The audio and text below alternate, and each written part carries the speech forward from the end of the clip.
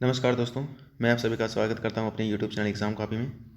दोस्तों, आज हम भूगोल के एक महत्वपूर्ण टॉपिक के बारे में पढ़ेंगे, मिट्टी। ठीक है। हम देखेंगे कि मिट्टी का फॉर्मेशन यानी कि इसका निर्माण कैसे हो रहा है और इसके पीछे कौन कौन से फैक्टर काम करते हैं, क्या चीज़ ज़रूरी होता है मिट्टी के निर्माण के लिए, क्या चीज़ ज़रूरी नहीं होता है, उसकी भी हम चर्चा करेंगे। और कितनी मिट्टियाँ होती हैं, किस प्रकार की होती हैं, भारत में प्रतिशतता के आधार पर मतलब इनका कितना परसेंटेज है, इन सारी चीज़ों को हम लोग देखेंगे, अच्छे से समझेंगे। ठीक है। तो ठीक है दोस्तों, अगर आपने चैनल को सब्सक्राइब नहीं किया तो प्लीज़ सब्सक्राइब कर लीजिए, बेल आइकन को ऑन कर लीजिए, लाइक करिए, कमेंट करिए और शेयर करिए। और अब हम क्लास को शुरू करते हैं। तो देखिए, सबसे पहले हम यहाँ पर ये समझने का प्रयास करेंगे कि मिट्टी आखिर में बन कैसे रहा है। ठीक है। तो यहाँ पर मैं कुछ पॉइंट्स लिखूँगा, उनको थोड़ा सा ध्यान रखिएगा। जैसे कंकड़ पत्थर,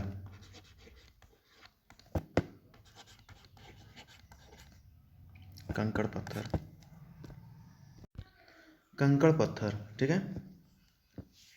ठीक है, पहला। दूसरा लिख लीजिए रेत। तीसरा लिख लीजिए गाद। तीसरा लिख लीजिए सिल्ट।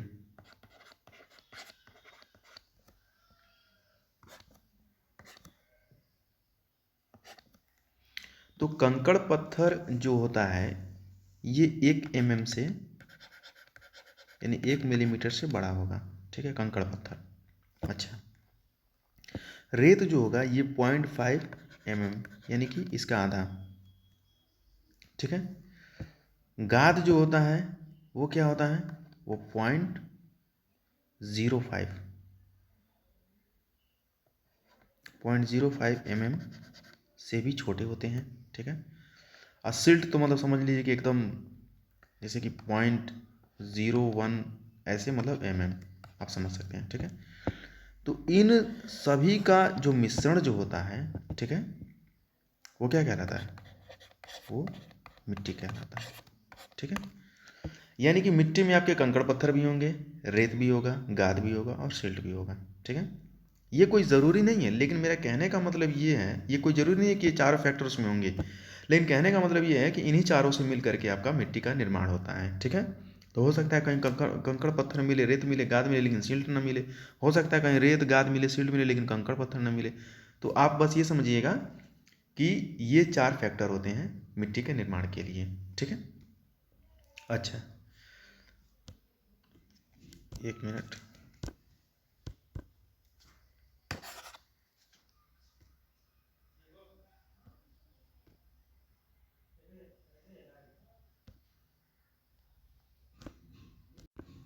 हाँ, अब सही है। देखिए, जैसे मान लीजिए, चलिए अगले पृष्ठ पर बताता हूँ इसको। जैसे मान लीजिए लावा है। ठीक है। लावा, लावा। ठीक है। ज्वालामुखी फटा। ठीक है, लावा निकला। ओके। अब लावा जब निकलता है उसमें से, ठीक है, तो क्या होता है, जैसे मान लीजिए कि ये हमारा ज्वालामुखी है, इधर फट गया। ठीक है, ये इसका मुंह है। ओके। यहाँ से फटा, लावा बाहर निकला। बाहर जब निकलता है लावा, तो ये लावे के फॉर्म में हमेशा थोड़ा ना रहेगा, ये क्या हो जाएगा, चट्टान। ठीक है, या पत्थर। चट्टान लिख लीजिए, आप चट्टान समझ लीजिए। चट्टान, चट्टान, पत्थर, यही सब ना होगा वो। ठीक है। अच्छा, अब ये पत्थर हो चुका है कुछ समय के बाद। ओके। अब देखिए क्या होगा कि कुछ समय के बाद फिर कालांतर में क्या होगा, यही जो चट्टान और पत्थर हैं इनका क्षरण होगा और ये क्या बन जाएगा, ये मिट्टी बन जाएगा। ठीक है, समझ रहे हैं, इस चीज़ को समझते हुए आगे बढ़ना है। ठीक है। तो क्या एकदम ये अचानक होगा कि लावा निकलेगा, पत्थर बनेगा और मिट्टी बन जाएगी? जी नहीं, ऐसा नहीं होता है। ठीक है। इसके निर्माण के लिए कुछ और भी चीज़ें हैं। जैसे मान लीजिए कि पत्थर ज़रूरी है, पत्थर। ठीक है, पहला चीज़। दूसरा जो चीज़ भाई, पत्थर नहीं रहेगा तो मिट्टी बनेगा ही नहीं। दूसरा चीज़ क्या है, क्लाइमेट यानी कि जलवायु, जलवायु जलवायु जरूरी है उसके लिए, ठीक है। तीसरा है कि अच्छा लोकेशन पर होना चाहिए, यानी कि जो सरफेस जो है ना वो बढ़िया होना चाहिए, पहाड़ वहाड़ नहीं होना चाहिए, नहीं तो बहुत मुश्किल हो जाएगा मिट्टी बनने में, ठीक है। यानी कि अच्छा जगह, अच्छा जगह होना चाहिए, ठीक है। फिर कहने का मतलब ये है कि थोड़ा सा मतलब वहाँ पे जीवाश्वास में भी होना चाहिए। जैसे मान लीजिए कि पत्ते सड़ रहे हैं ना, जैसे मान लीजिए पेड़ से पत्ते गिरे हैं, वो सड़ गया और वो बाद में मिट्टी में मतलब मिल जाता है, तो वो क्या हो जाता है, वो मिट्टी बन जाता है। तो यानी कि जीवाश्म, जीवाश्म, ठीक है, ह्यूमस, ह्यूमस, ठीक है। इस चीज़ को ध्यान रखिएगा, ओके। और सबसे जो ज़्यादा इम्पोर्टेंट जो चीज़ है वो है टाइम, यानी कि समय। ये सारी चीज़ें रहेंगी और अगर समय ही नहीं रहेगा तो मिट्टी नहीं बन पाएगी। तो मिट्टी बनने के लिए ये सारी चीज़ें होना ज़रूरी है, ठीक है। अब चलिए हम देखते हैं कि भारत में प्रतिशतता के आधार पर मिट्टी कौन सी ज़्यादा महत्वपूर्ण है और किसे हमें पढ़ना है, ये हमें समझना ज़्यादा ज़रूरी है, ठीक है। तो सबसे पहले मैं आपको बता दूं कि यहाँ पे लिख लीजिए मिट्टी के प्रकार, ठीक है। कितने प्रकार हैं, 8। लेकिन इस 8 में से आपको मेनली जो है ना वो 4 ही पढ़ने हैं, ठीक है। हाँ, 8 प्रकार, लेकिन मुख्य जो है, जैसा नहीं होता है कि घर में 7-8 लोग रहते हैं लेकिन उसमें से जो मेन जो आदमी होता है उसी का चलता है, ठीक है। मान लीजिए कि कैसे मैं समझाऊँ, जैसे देखिए कहने का मतलब ये नहीं कि जो इम्पोर्टेंट है ना हमारे लिए ना वही हमें पढ़ना है, ठीक है। और जो हमारे भारत में सबसे ज़्यादा पाया जाएगा, ठीक है, उस चीज़ को हमें देखना है, ओके। फालतू का चीज़ हमें नहीं देखना है, क्यों, क्योंकि फिर मतलब नहीं है। तो इस देखिए बताऊंगा मैं 8 लेकिन, और पढ़ाऊंगा भी 8, लेकिन आपको ये ध्यान रखना है कि सबसे ज़्यादा महत्वपूर्ण कौन है। तो सबसे पहले आप ये याद रखिए, पहला जलोढ़ मृदा, जलोढ़ मृदा पहला। दूसरा है काली मिट्टी, काली मिट्टी आपको पता ही होगा कि कितना बार ये पूछा जा चुका है, काली मिट्टी, ठीक ना। फिर तीसरा है लाल मृदा, लाल मृदा, ठीक है।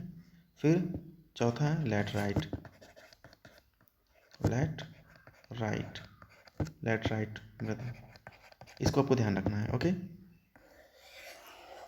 फिर अगले जो 4 हैं वो हैं एरिडो सॉइल, एरिडो मृदा, ठीक है। फिर है एक लवणी मृदा, लवणी मृदा, ठीक है।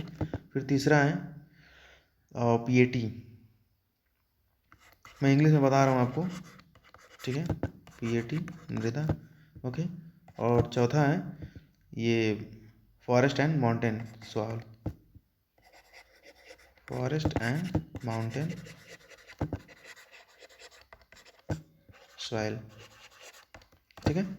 इस चीज़ को ध्यान रखना है। फॉरेस्ट माउंटेन मतलब कि जो पहाड़ों पर जो मृदा होती है, ठीक है, जो जंगलों में होती है, उस मृदा की बात करेंगे।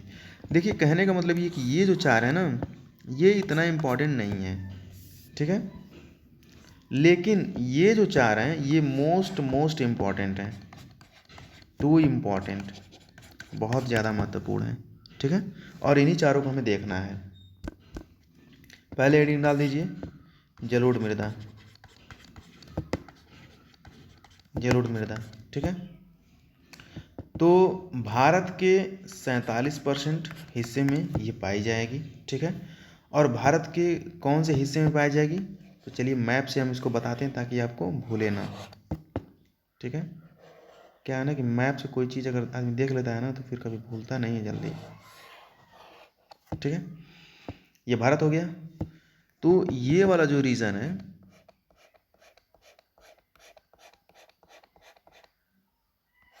समझ रहे हैं, इस वाले रीजन में आपको क्या मिलेगा, जलोढ़ मृदा। क्योंकि नाम से देखिए लग रहा है कि जल जल जलोढ़, ठीक है।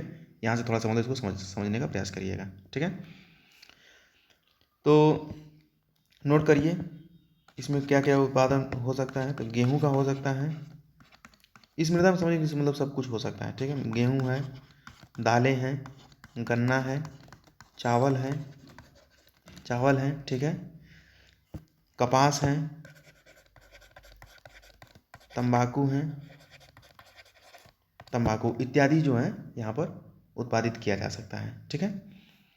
रीजन आप लिख लीजिए, मतलब किस क्षेत्र में पाया जाता है, तो ये है गंगा नदी के पास का क्षेत्र, गंगा नदी का क्षेत्र। गंगा नदी, भाई जाहिर सी बात है कि इधर से आ रहा है तो गंगा ही नदी तो पड़ जाएगा। आप मैप में भी देख सकते हैं जहाँ मैंने बनाया है, ठीक है। फिर ब्रह्मपुत्र,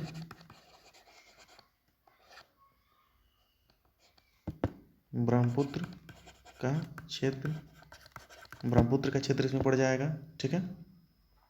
ओके, इस चीज़ को आपको ध्यान रखना है।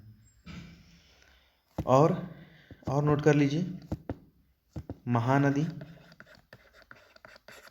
गोदावरी, महानदी हो गया, गोदावरी हो गया, कृष्णा हो गया, कृष्णा, ठीक है, कृष्णा और कावेरी, और कावेरी, इन चारों के डेल्टा वाले क्षेत्र में जलोढ़ मृदा पाई जाती है, ठीक है। इन चारों के, चार जो नदियां हैं का जो डेल्टा वाला जो क्षेत्र होगा ना, डेल्टा, वहां पर ये जलोढ़ मृदा पाई जाएगी, जलोढ़ मृदा पाई जाएगी, ठीक है। इस चीज़ को ध्यान रखिएगा। ओके, अगला देखते हैं। देखिए सबसे ज़्यादा जो भारत में जो पाया जाता है ना, वो जलोढ़ी मृदा है, जो मैंने बता दिया आपको, ठीक है। इस चीज़ को आपको ध्यान में रखना है। ओके, और ये क्या होता है कि जैसे कि जल के बहाने से, उसके बहाव से ये मृदा बनती है, तो इसीलिए इसको ट्रांसपोर्टेड सॉइल भी कहते हैं, ठीक है। तो चलिए इसी पेज पर बता देता हूँ, सही रहेगा। तो कभी कभी मतलब पूछा जाता है कि स्थानांतरित मृदा कौन होती है, तो बता दीजिएगा कि ये जलोढ़ मृदा होती है। क्यों? क्योंकि ये नदी के बहाव से ये मृदा बनती है, ठीक है, बहाव से। ओके, फिर आगे देखते हैं, आगे नोट करिए, काली मिट्टी,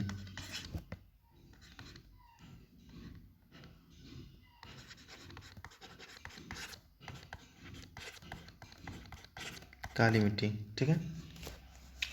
तो चलिए भाई फिर से मैप बनाते हैं, समझने का प्रयास करेंगे।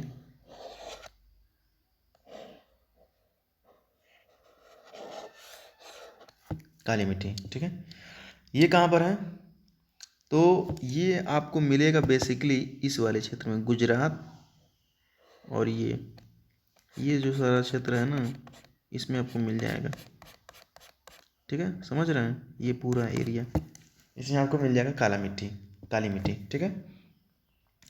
तो क्षेत्र लिख लीजिए आप, गुजरात, गुजरात हो गया, मालवा का पठार हो गया, मालवा का पठार, ठीक है। फिर नर्मदा घाटी, नर्मदा घाटी लिख लीजिए, ठीक है। और महाराष्ट्र का इसमें कुछ क्षेत्र आ जाएगा, महाराष्ट्र का कुछ क्षेत्र, पूरा नहीं आता है, कुछ क्षेत्र ही आता है, ठीक है। आप मैप में भी देख सकते हैं कि थोड़ा सा महाराष्ट्र ये लगा हुआ है, ठीक है। तो यहाँ पर हमारी क्या पाई जाती है, काली मृदा। परसेंटेज लिख लीजिए, इम्पॉर्टेंट है, 16% के करीब करीब ये पाई जाती है, ठीक है। कुछ फैक्टर यहाँ से आप याद रख लीजिएगा कि जल धारण जो क्षमता होती है, जल धारण क्षमता सर्वाधिक होता है, जल धारण क्षमता सर्वाधिक होता है, ठीक है। और ये मृदा जो होती है ये नम मृदा होती है, चिपचिपी होती है, ठीक है। और गर्मी पड़ने के कारण मृदा जो होती है वो सूख जाती है। क्यों? क्योंकि मृदा जब नम रहेगा और जब धूप जब पड़ेगा तो क्या होगा, इवापोरेशन के कारण, जल उत्सर्जन के कारण क्या होगा, वो पानी जो है उड़ जाएगा। और जब पानी जब उड़ जाएगा तो मिट्टी में क्या पड़ जाएगा, दरार पड़ जाएगा, ठीक है। तो इसीलिए आप लोग कभी कभी देखते होंगे कि महाराष्ट्र राष्ट्र में बहुत ज़्यादा कभी कभी सूखा पड़ जाता है, ठीक है। और क्या होता है, जब सूखा पड़ जाता है तो फिर बारिश होगा तो फिर से वो क्या हो जाएगा, फिर से चिपचिपी मृदा वो बन जाती है, ठीक है। तो इसमें क्या क्या उत्पादित हो सकता है, तो ये लिख लीजिए, सबसे ज़्यादा जो पूछा जाता है वो है कपास। ये हमेशा पूछा जाता है कि कपास के लिए सबसे अच्छी मृदा कौन सी है, तो ये काली मृदा होती है। ठीक है, ज्वार लिख लीजिए, गेहूं है,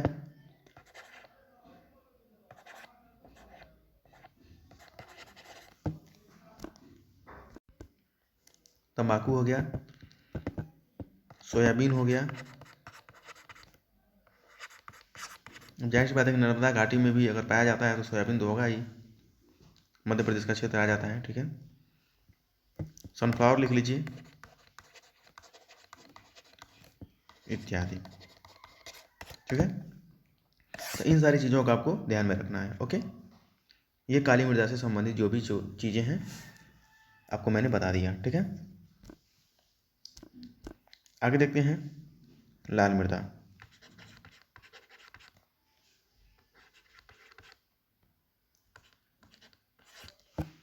सॉरी, तीसरा है ना ये।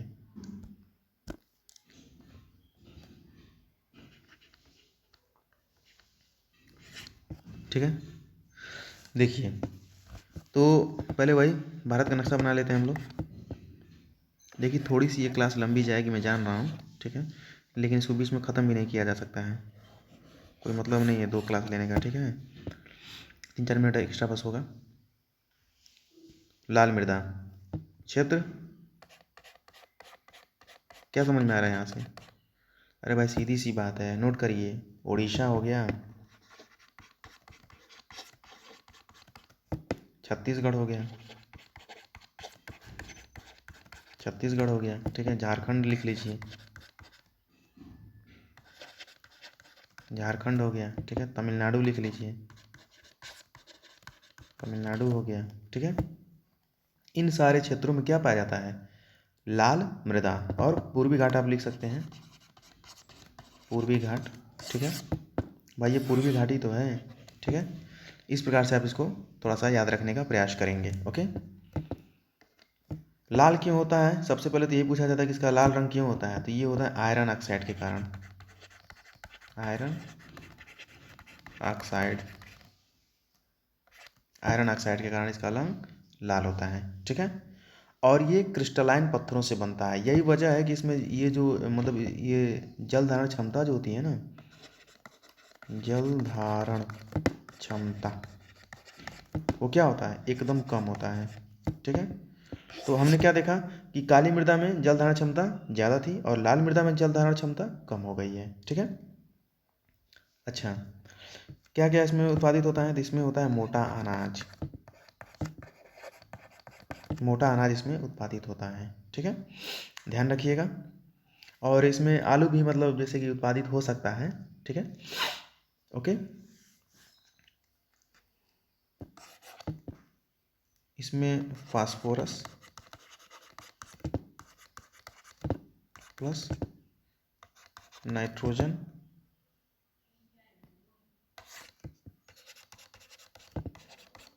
पाया जाता है। ठीक है, इस चीज़ को ध्यान रखना है।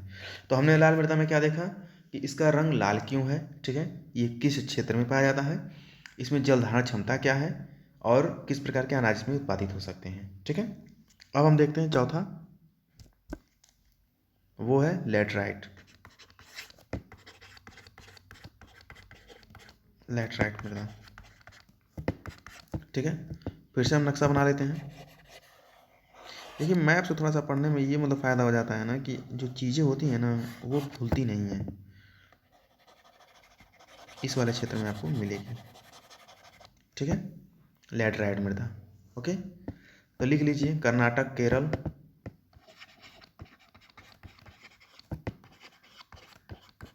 भाई दोनों इधर ही तो है, कर्नाटक केरल हो गया।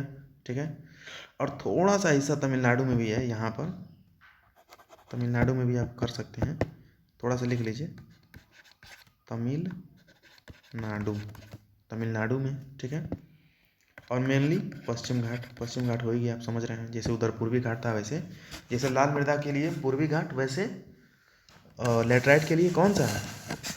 पश्चिमी घाट। ठीक है, और थोड़ा सा आपको ये नॉर्थ ईस्ट में भी मिल सकता है, नॉर्थ ईस्ट, नॉर्थ ईस्ट। ठीक है, ये सारे क्षेत्रों को आपको ध्यान में रखना है। देखिए कभी कभी पूछा जाता है कि लेटराइट मृदा की इसके जैसे लेटराइट मृदा के बनने के लिए कौन कौन सा चीज़ ज़्यादा ज़रूरी होता है।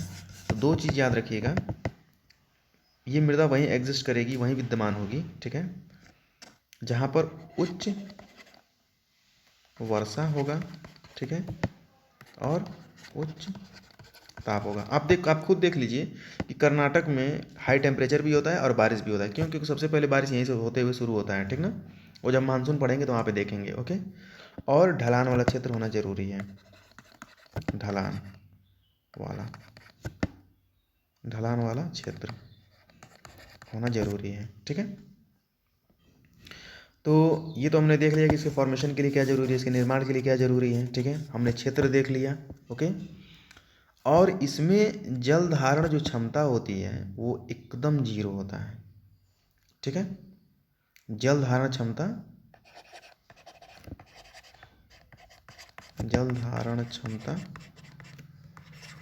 ज़्यादा नहीं होता है जल धारण क्षमता, ठीक है।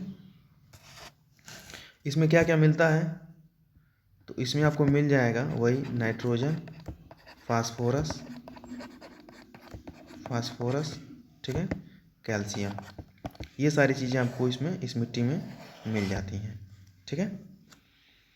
अब चलिए देख लेते हैं कि इसमें उत्पादन किन किन चीज़ों का होता है।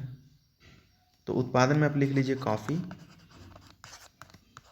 रबड़, देखते हैं ना कि कर्नाटक में सबसे ज़्यादा रबड़ उत्पादन होता है, ठीक है। नॉर्थ ईस्ट में क्या होता है, अरे भाई चाय लिख लीजिए, काजू लिख लीजिए, कर्नाटक के लिए काजू ज़्यादा है, ठीक है।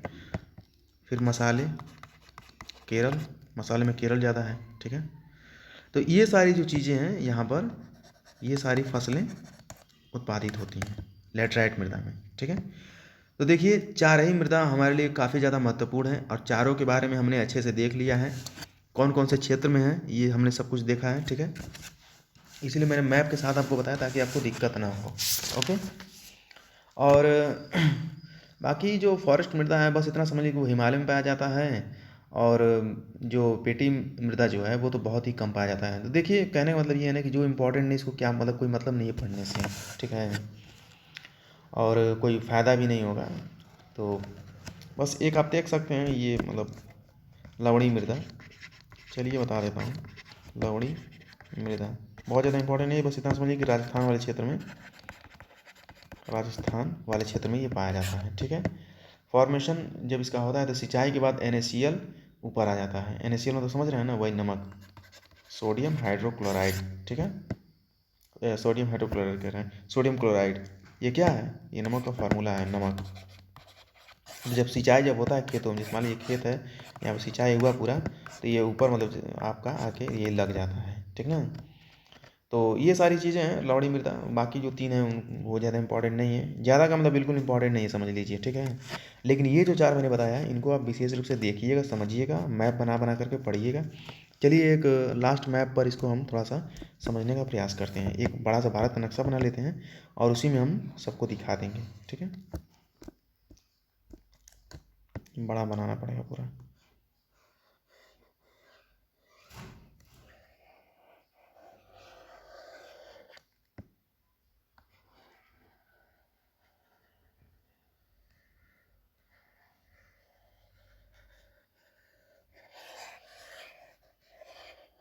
चलिए ऐसे समझ लीजिए, ठीक है, कि भारत है ये, ओके। हमने यहाँ पर क्या देखा, याद करिए, जलोढ़ मृदा, जलोढ़ मृदा थी, ठीक है। भारत के पूर्वी क्षेत्र पर हमने क्या देखा था, लाल मृदा थी ना, यहाँ पर लाल ही मृदा तो था, लाल मृदा, लाल मृदा, ठीक है। भारत के पूर्वी क्षेत्र पर, पूर्वी घाट ऐसे याद रख लीजिए। फिर यहाँ पर हमने क्या देखा था, यहाँ पर हमने देखा था लैटराइट, पश्चिमी घाट, यही था ना, ठीक है, लैटराइट मृदा। फिर हमने इस वाले क्षेत्र में क्या देखा था, ये गुजरात काठियावाड़ वाला जो क्षेत्र था, ऐसे पूरा ले करके हमने इसमें क्या देखा था, अरे भाई काली मिट्टी, काली मिट्टी, ठीक है। तो यहाँ पर आप देख रहे हैं मैप के हिसाब से भी हमने हर एक चीज़ को देख लिया है, समझ लिया है, ठीक है, और हमें सब कुछ समझ में आ रहा है। ओके, थोड़ा सा यहाँ पे आप राजस्थान वाले क्षेत्र में क्या दिखा सकते हैं, यहाँ पर लवणी मृदा, हालांकि इम्पोर्टेंट नहीं है ये, लेकिन फिर भी समझ लीजिए मृदा। तो ठीक है दोस्तों, तो यहाँ पर हमारा जो मृदा का जो चैप्टर है वो समाप्त होता है, और मृदा को हमने अच्छे से देख लिया। चलिए एक फैक्ट और बता देता हूँ, कभी कभी प्रश्न बन जाता है, यहाँ से पूछ लिया जाता है कि मृदा दिवस जो है, मृदा दिवस कब मनाया जाता है, याद रखिएगा 5 दिसंबर, ठीक है, इसी को याद रखिएगा। तो ठीक है दोस्तों, हमने मृदा के चैप्टर को हमने अच्छे से देखा। 4 मृदा जो थी, जो कि हमारे परीक्षा की दृष्टि से काफ़ी महत्वपूर्ण है, लाल मिट्टी, काली मिट्टी, लैटराइट मिट्टी, और एक कौन था, लाल मिट्टी, हाँ जलोढ़ मृदा, ठीक है। चारों मृदा को हमने देख लिया, उनका जो स्थान था वो भी हमने देख लिया, कौन कौन सा वहाँ पे फसल उत्पादित होता है वो भी हमने देख लिया। मीन्स कहने का मतलब ये है कि हमने डिटेल में इसको समझ लिया है, ठीक है। तो ठीक है दोस्तों, कल मैं मिलता हूँ फिर आप लोगों को एक अगले टॉपिक के साथ, जिसका नाम है एटमॉस्फेयर, ठीक है। उसको हम देखेंगे, समझेंगे, और ऐसे समझते हुए हम आगे बढ़ेंगे, और बहुत जल्द हम अब इंडियन ज्योग्राफी स्टार्ट करने वाले हैं। तो अगर आपने चैनल को सब्सक्राइब नहीं किया तो प्लीज़ सब्सक्राइब कर लीजिए, बेल आइकन को ऑन कर लीजिए, लाइक करिए, कमेंट करिए और शेयर करिए। मिलता हूँ फिर मैं आप लोगों को अगले वीडियो में, तब तक के लिए नमस्कार।